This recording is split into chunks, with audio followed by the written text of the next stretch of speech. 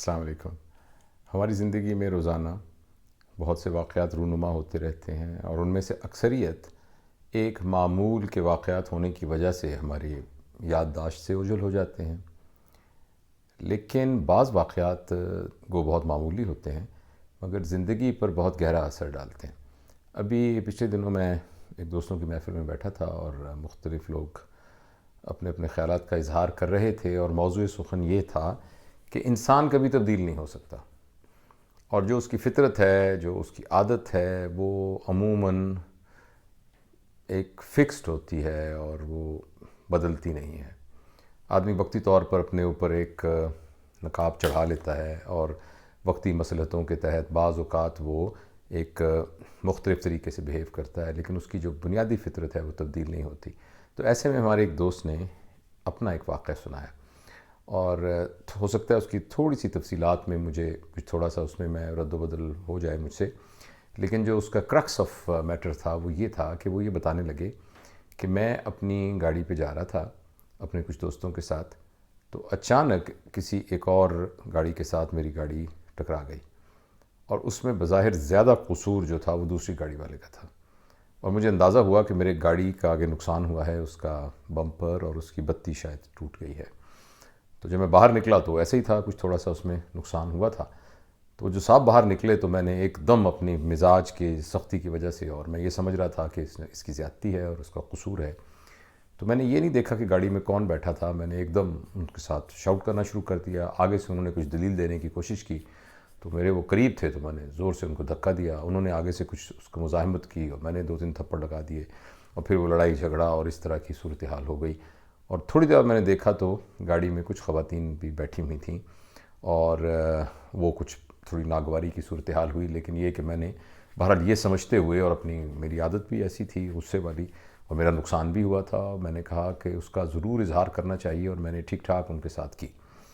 خیر وہ معاملہ جو ہے وہ جس ناگواری کے ساتھ ختم ہوا ہوگا وہ آپ اس کا اندازہ لگا سکتے ہیں، میں اس کی تفصیل میں نہیں جاتا۔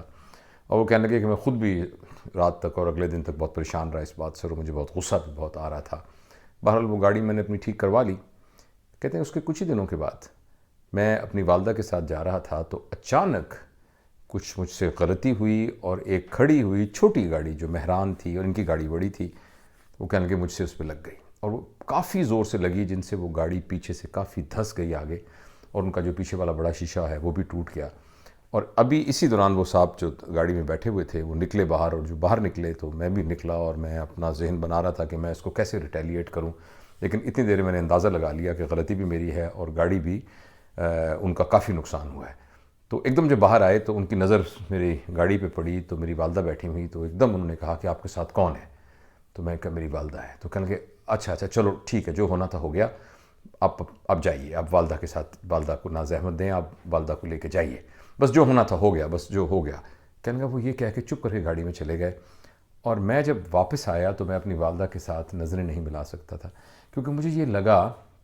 کہ اس کی جگہ پر اگر میں ہوتا تو میں تو اس بات کا بالکل لحاظ نہ کرتا کہ کون بیٹھا ہوا ہے، اور میں تو اس کے ساتھ بہت بدتمیزی کرتا، اور میں اس کو بہت مارتا پیٹتا جبکہ میری گاڑی کا اتنا نقصان ہو گیا، یا اس کو ڈانٹتا یا اسے کہتا کہ مجھے پیسے دو۔ اس کے بعد انہوں نے جو بات کی وہ بڑی اہم تھی، کہنے کہ اس ایک واقعے کے بعد میں تبدیل ہو گیا،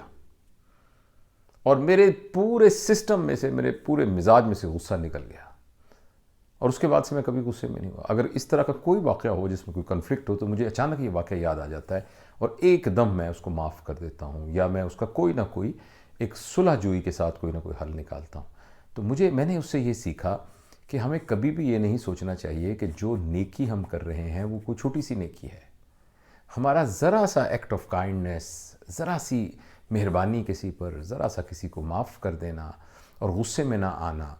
اور درگزر کر دینا، یہ کسی شخص کی زندگی کو تبدیل کرنے کا باعث بھی بن سکتا ہے۔ اس بات پر تو کوئی بحث ہی نہیں ہے کہ ہمیں ایسا ہی کرنا چاہیے، لیکن ہمیں ایسا کرنے سے ہمارے اپنے فائدے کے ساتھ ساتھ ایک پورا معاشرتی فائدہ ہوتا ہے، پورے معاشرے کا فائدہ ہوتا ہے، اور لوگوں کے اندر تبدیلی، یعنی اسی کا نام رول ماڈلنگ ہے۔ جب کوئی ہمارے اوپر انگلی نہ اٹھا سکے، اور کوئی یعنی ہمارے کردار سے اور ہمارے عمل سے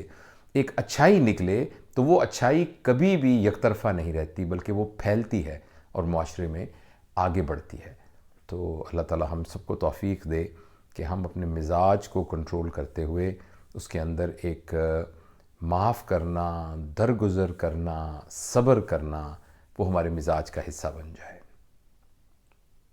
شکریہ۔